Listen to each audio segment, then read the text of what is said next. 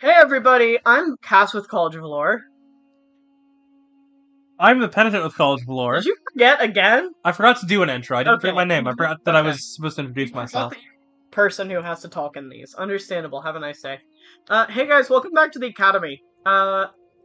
We're doing some new stuff with the Academy after this one, which we're really excited to tell you about. But we'll tell you about it in that episode of the Academy. But today we're So reviewing look forward Shadow. to it. No, we've already done that. We've already done that video. Not only is that last week's RPG review, this is an RPG It is review. not one of those things that makes absolutely no sense. This is the Academy. Today we're going to talk about online play. Hell yeah! Yeah. Let's just jump into it, because you're having a ridiculous little moment over here. So, why might you play online? Why not just play in person? I don't have any friends. So, you may... I don't have friends in real life. I'm alone all the time except for you. Yeah. So the reason I would play D&D online is because I don't have friends in real life, and I do have friends on the internet. You know, it's the modern day. You've made friends online in different spaces, countries, dimensions. Can you make friends across dimensions on the internet? What? Where has this been all my life? I want to go meet a demon or something. I want this. Why is this not happening to me? How the did you elemental find plane these of guys? soup. I'm fighting the primordial soup gods. They only dropped soup. If you guys don't get that reference, I'm sorry, because it's the funniest video in the history of the internet. Other reasons that you can play online include... Cough, cough. Yeah, something we can't talk about without getting demonetized on YouTube. Can you not talk nope. about that? That's crazy. The word is flags monetization because so of funny. conspiracy theory videos. That's crazy. Anyway, coughing noises, pretends to be sick for a hot second. Yeah, L starts with a C. Yeah. I'm gonna spell it out like you spell to a dog so they don't know what you're talking about. C-O, like that, yeah. I'm gonna spell it out. You guys know what I'm talking about. Sometimes you're just too busy to get together. Yeah. Like, if you live far apart, even if you're not that far apart, it might just be more convenient to do even a couple sessions online. Yeah, and there's a difference, you know, you work a long schedule, there's a difference between going to someone else's house and prepping all that stuff and just, you know, in your own home, getting a webcam set up. You know, sit in your bed, make your own dinner. Yeah. There's some comfort to be had there. There is, yeah. Additionally, there are a lot of times where you'll, you know, leave college for the summer or move away to college. Yeah. But you want to keep your D&D group going. Yeah. And I think it makes a lot of sense. So online play was not very popular initially, but it's become more popular as time has gone on. Yes, which makes sense because no one wants to go outside right now. Yeah.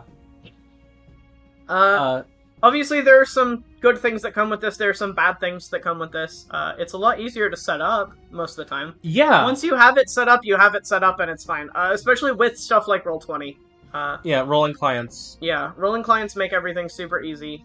You know, you don't have to constantly worry about, like, running out of space on your character sheet when you go to write something down, because they just extend on Roll20. Or finding a functional eraser, or stuff like that. Keeping your pencil sharp. Yeah. Yeah. Having physical dice, even in a lot of situations. Yeah, you don't have to buy dice. I know they're like $8 or whatever, but Yeah. you don't have to buy them. And once you start, you will not stop. And that is a waste of money. It is easier to set up, you have everything just kind of right there. It's easier to just keep track of in general.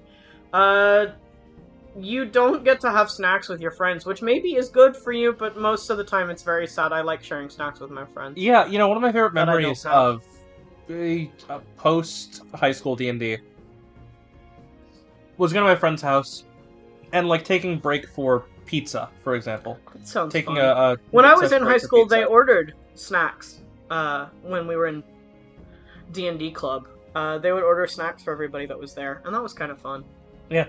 I've also played D&D while there was a Super Bowl party in the next room, so we got to, That like, sounds siphon off some kinda of their wild. snacks. That sounds kind of wild. I wish I had enough friends to do both of those things with. It was like my friend's parents were having a Oh, Super Bowl okay. party. I've been to my parents' friends' Super Bowl parties, and they suck so bad. Yeah, No offense to people who like Super Bowl parties, Hey. I don't. I like sports, and I don't even like Super Bowl parties. No, it's just overwhelming and too much. But the number of people who care about both of those things is probably extremely low, so I'm not too worried The about Venn saying diagram that. of people who like sports and tabletop RPGs is me. Yeah, it's you. You're the only one. Just kidding. If she's not the only one who feels that way, comment and let us know. Go Seahawks. You also like those. Yeah. Go Seahawks. Yeah. So yeah, you don't get snacks. Unless you bring your own snacks, which I guess you could all bring the same snack and pretend to share, which would be kind of cute. Unless you're doing video, you don't get to see people react in real time. Yeah. Which you can do video, but also you can not do that, and I feel like most people probably don't. You don't get the table feel, fundamentally. You don't get the vibe of all being there, hanging out, being in the same place, and everyone going, oh shit, in real time. Yeah, or of seeing people just, like, nervously shaking as you're rolling the die as a DM, or... Yeah, you don't get that vibe. You don't get the feeling of all being there sharing the experience in quite the same way. You can get it to a degree. Yeah, it's also just harder to keep your focus a lot for some people. Yeah, that's definitely true. When you have the internet in front of you, it can be so easy to be like, well... Sometimes I almost get distracted recording this stuff, and I'm, like, actively doing something. It's like, well, you know, the DM is monologuing, let me go check Twitter, and you've not... I have ADHD. You've not paid attention, it's your turn to combat, and wait, what are we fighting? Yeah. Hell. That being said, it's really streamlined. Yeah, it is much easier. It's easier to find people to play with, especially if you don't know a ton of people in real life. If you're in a situation where making connections is not super easy for you, like I am, because I'm seriously disabled, for one thing, so going to events is borderline impossible for me, and I also just don't know anyone anymore. And I work alone. I dropped out of high school. I didn't drop out of high school. I dropped out of public high school, halfway through my sophomore year. And by junior year, I was doing online school and then entirely one-on-one school, and I literally do not know anyone, and I have not known anyone in real life since my junior year of high school, and I am 21 now. Yeah. I don't know anyone that I could play D&D with except you. So, all of the people I play with are online. Yeah. And obviously that is not everyone's experience, but between my high school circumstances and the fact that I can't go anywhere because I'm disabled, that's kind of what it shakes out to be for me, as I spend a lot of time hanging out in my room playing D&D with people online. I mean, you know, the Academy has more employees. Yeah. Or, the College of Lore has more employees than I do. Than my work situation does. Technically. Day-to-day. Yes. You work... if I come with you. Yeah. I work, You do Uber Eats. I do, Uber Eats Yeah, you stuff. do courier stuff.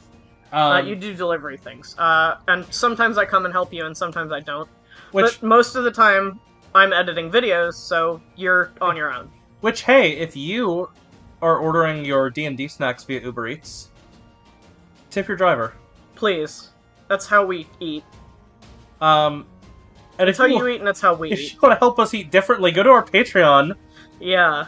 Subscribe to our Patreon. Legitimately also subscribe to the channel, because it helps us get monetization on this channel. It does, and we would really like to be able to survive that way, instead of both of us having to wreck our bodies to eat. Yeah. Because like I said, I'm disabled, you're also disabled, we are slowly killing ourselves. Yeah, but this is not about our problems. No, it's not about our problems. I'm sorry, everyone. So, you know how to play online. Yeah. How do you find a game? So there are a lot of ways to find a game. There are a lot of, like, forums and stuff, that you can go on. There's a subreddit for it. There are, like, forums, there is, like, a thing on Roll20 that you can just open up your game to people and they'll, like, apply or whatever. Mm-hmm. And there's looking for game parts of Roll20. r/LFG is the big subreddit to find stuff like that. Also, if you are in a certain demographic, I believe there are subreddits for, like, LGBTQ gamers who want to find groups that are exclusively LGBTQ. Which is I think there's one for girl gamers. That's cool. I was in an LGBTQ Discord server for tabletop gaming, specifically, for a while. I didn't know anyone in the server, and I never really made a ton of connections, so I left it. Yeah. But those exist. Discord servers, other Discord servers, are another thing that exists. Has a ton. Yeah. If you, like, there's a website called Disboard. Yeah. If you search looking for game, like, or looking D&D. for game or D&D, or, like, literally any game system, probably there's, like, at least one server that someone's put up that's like, here, come join this server. And you can do all of these things. So that's... if you have friends that are long distance, that's a good way to start. But if you don't have that, join Discord servers, post on forums. If you can DM, that really helps, but if you don't want to DM, there are still plenty of people who will DM for you. You just have to find a group you mesh with. Definitely session zeros with those groups are especially a good idea. Go watch our session zero video on this channel. Yeah. But it is very helpful if you can DM, but obviously no one is obligated, and plenty of people don't really enjoy it or aren't really, it's not their vibe of play, or both. Just putting yourself out there will generally get you some kind of response, because there are a lot of people in the world who want to do this, and a lot of people who don't really have the opportunity otherwise. So that works. Also, for online play, there's a ton of online resources. Yeah.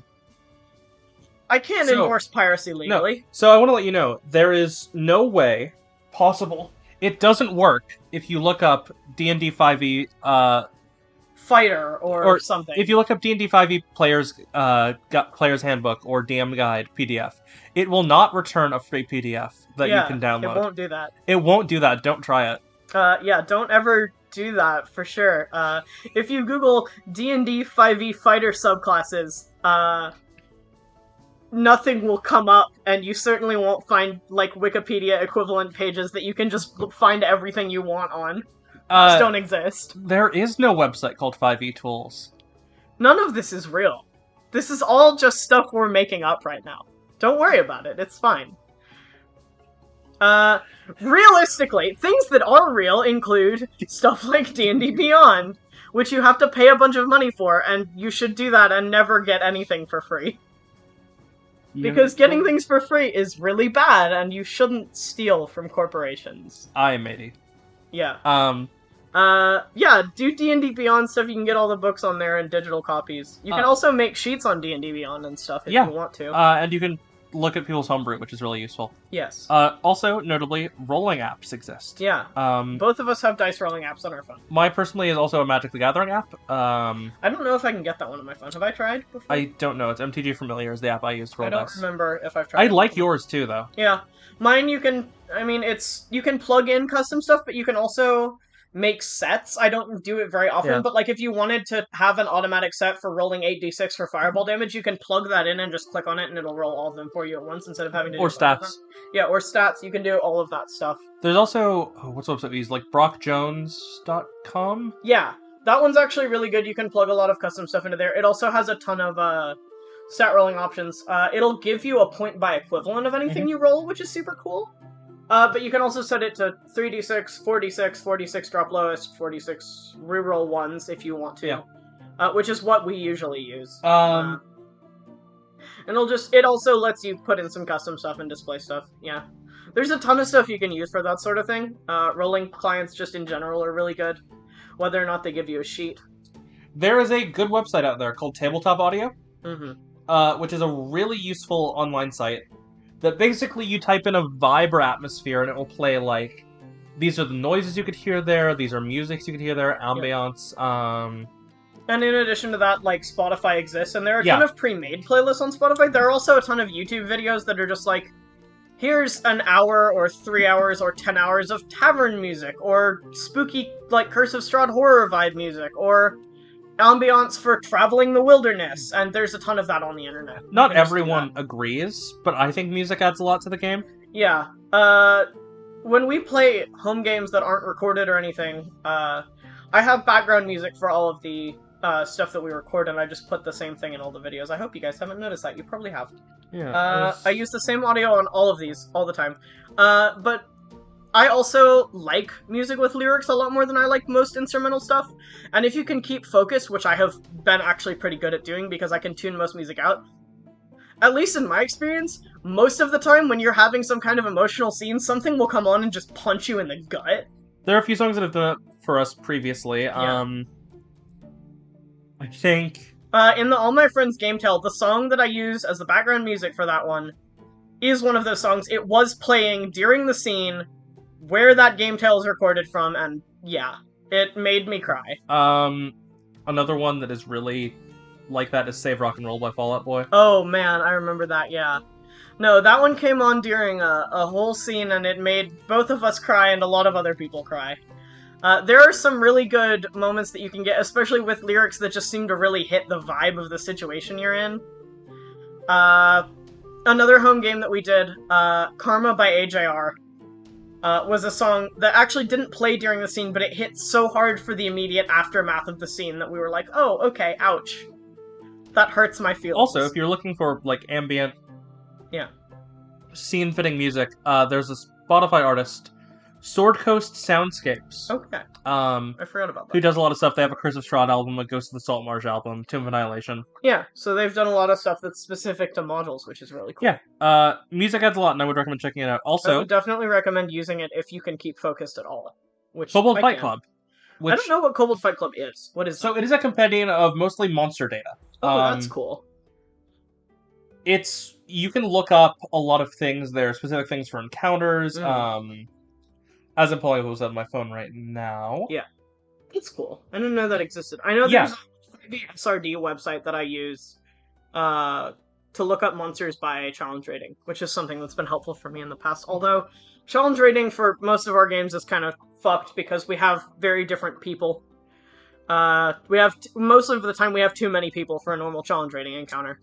Well. And also we do like 1 combat per session, if that. Every 3 sessions, more like. Interesting news. Okay. Is it gone? Yeah, it's been taken down. Kobold Fight Club is taken down. No, that's so sad. Okay. Ignore all that then. Goodbye. However, there is an alternative site. Okay. Which has also been taken down. Very sad. Alright, look what you've done. You specifically caused this. There are alternates online. Yeah. Basically, you can find a bunch of monster data online. You can find specific filtering for, like, types of encounters, level, loot, experience, all this stuff. There are also a ton of, like, generators for loot and stuff. Speaking of generators, Dungeon. Yeah. Is a website where you can generate dungeons, encounters, loot. That website. Plot hooks is one that you can do. You can also, there's a bunch of different stuff that you can Google to generate, like, there's a website I use, I don't remember what it's called, but it's literally just a D&D plot hook generator. Some of them are really generic, some of them you can make into a whole big thing if you want to. Most of them are more small side quest stuff or like introductory quests, but some of them can very easily snowball, and I'm sure all of them could snowball if you really wanted them to. That's actually where I got an idea that I talked about in the Burning Wheel RPG review video, the idea of everyone starting to share dreams. Yes. I got that off of that plot hook generator. Also, by the way, Kobold Fight Club is back. Oh, okay. Where did it go? It was down under the search result that said it had disappeared. Oh. Huh. It had been taken offline. Weird. So it was at one point offline, but now it's back. Oh, very good news. Glad to hear it. Yeah. So we've gone on a roller coaster of emotions. Roller coaster of kobold-based emotions. What is this, lava temple from one of our campaigns? Surprise. Anyway, let's talk about a few of the big ways you can play online. Now, you have your group and you have your resources. Yeah, so Roll20 is the obvious one. Yes, so it's free. It is free at a base. You can plug in character sheets. It has a ton of preloaded sheets for a lot of different systems, which is really cool. There are some features that are premium that I don't think should be, like cloning character sheets. Yeah, I think that's kind of annoying. Especially given how often we make the same character. Yeah. But it's fine. There are a lot of things that, I mean, that's how they make money, is by locking things behind a paywall that should be free, realistically. But you can roll, it has a chat, you can, like, send things, like, secretly to your DM in the chat, or DM to player, which is kind of a cool feature that also you can do on other things, but, like, that's a really convenient way to do it, is you can just, like, whisper a roll or a message. Like I said, it has a ton of preloaded sheets, like, it has 5e sheets, it has also, like, basically everything else I've ever seen mentioned before. Yeah. Plugged in on there. You can do voice and you can do video on it. For some reason, on my computers, whenever I get a new, like, device for it, it always, like, loads that up automatically, which is kind of stressful because I don't like people knowing who I am. I don't like being perceived, so maybe YouTube is not the career for me, but I am fine with it. There's a reason we don't show our faces in these videos. Yeah. Someday we will, but not yet. But there are video and voice clients on Roll20. They're not that bad. They use, like, a webcam, but you can always change that if you want to, I think, in your settings. Roll20 is probably by far the most popular one, other than, like, I guess, Discord. But that's kind of its own different thing. Roll20 is the big one. Yes. It's the biggest client. You can do looking for game on there. You can do a lot of stuff on there. And it's really easy to find people because there are a lot of them, especially if you're a DM. And you can plug in maps, you can plug in tokens and stuff. Like, it's all... Most of the stuff you can automatically put in on your own, regardless of whether you have premium, which is pretty cool. We're not sponsored, but also, please sponsor me, Roll20. Yeah. Would love that. What other ones do we have? Fantasy Grounds. I don't know anything about Fantasy Grounds, so you're gonna have to tell me. So, it costs money. Alright, how much does it cost? How much does membership of Fantasy Grounds cost? Thank you for asking me that question. Because that's a good question to ask. But it sounds cool. Most premium things are generally pretty good. So it's like better Roll20. Yeah. You can get a free demo. Okay. But I believe it is $40 or $150, depending if you want Ultimate or Standard. Alright, interesting. That's kind of expensive, damn. Yes. For a year or forever? I'm not entirely sure. Because, like, $150 a year is kind of expensive. That's expensive. Alright, we're gonna go Google this real quick. I just want to know if it's subscription-based or not. Because that would be good to know. So, one-time price of $150. Okay. Or $10 a month. Okay. Well, that makes sense. It's nice that you can just buy it for one whole thing forever. But yeah, tell me the rest of the stuff about it. So it has, interestingly, data libraries for all of the 5e SRD in it. Yeah. Everything in there. Everything that's been released. Everything in basic rules. Everything in 3.5. Everything in Fate. Wow. Everything in Pathfinder. It's really cool. It has rule sets, expanded rule sets for 2e, 4e, wow. Pathfinder 2, Numenera, Starfinder, and Core. That's really cool. It has a bunch of portrait images, tokens, battle maps, a bunch of these like little tokens you could throw in there. It lets you can kind of build your own campaign in it. You can store some DM notes in there, I believe. It's really neat. That's a lot of stuff. It is. I just use Google Documents for my DM notes. If I had more expendable money, I would probably buy a subscription. That's honestly, yeah, I think we should do that whenever we... subscribe to our Patreon and help us get monetized on this channel by subscribing to the channel so we can buy this stuff and play cooler games. We'll tutorial it for you if we buy it. Yeah, we will. We'll do a video. One of the really things, it looks really cool, it looks really sleek. One of the coolest things is you can make tokens with a line of sight. Oh, that's super on cool. A battle grid. Yeah. And you can show exactly where they can see. Oh, that's super neat. Love that. Failing Fantasy Grounds, say you don't want to play on Roll20 and you don't want to play on things that cost money. Things that cost money. Discord. Just use Discord, honestly, yeah. So Discord actually has a lot of bots for D&D. Yeah, it has a ton. I don't remember what the most popular one is called. It might be Avray or something. Yeah, it's Avray. It's free. You can put bots in your server for free. Yeah, there's a bunch of rolling bots. There's an initiative tracking bot. Yeah. There's some, like, HP tracking bots, I believe, some stat stuff. There are, like, proxy bots that you can make. Yeah. Actually. Probably the biggest two are Tupperbox and Pluralkit, which Pluralkit is technically for a different thing, but they've authorized it for basically any use you want. You can make, like, a webhook proxy for whatever character. You can put their name in, you can put, like, a picture of them in as the icon. You can do basically whatever you want with it, and you can basically proxy in your messages as that character instead, and basically have an entire different profile for them. Yeah, 100%. Which is super cool.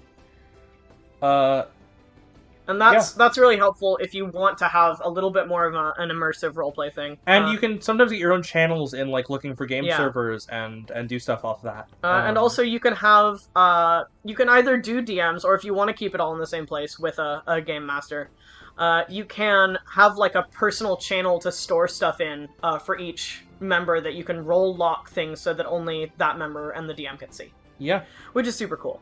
And obviously you could just put that in private messaging, but, like, it's easier to keep it all in one place. You can do text, obviously, because Discord is most functionally a chat thing. But there is calls. But there are voice calls. You can actually, if not everyone has Roll20, or if one of you has Premium and other people don't, or if one of you has Fantasy Grounds and other people don't, you can stream your screen. So you could stream battle maps and stuff to your players and just move stuff around for them if no one else can afford stuff. You can also video share. Yeah. You can do a ton of stuff. Lastly, let's say that you are a grumpy old man who is afraid of technology. Yeah. Those exist. Why are you playing D&D? But those exist. Skype and Zoom Who uses possible. Skype anymore? Cringing the emoji. last time I used Skype was 2013. I don't remember the last time I used Skype, but it was... I joined Discord in, like, 2016, and I have not used Skype since then at all. So you can do Skype, Zoom, or I guess Discord, and just pen and paper it. Yeah. Like, you can have your pen and paper sheet.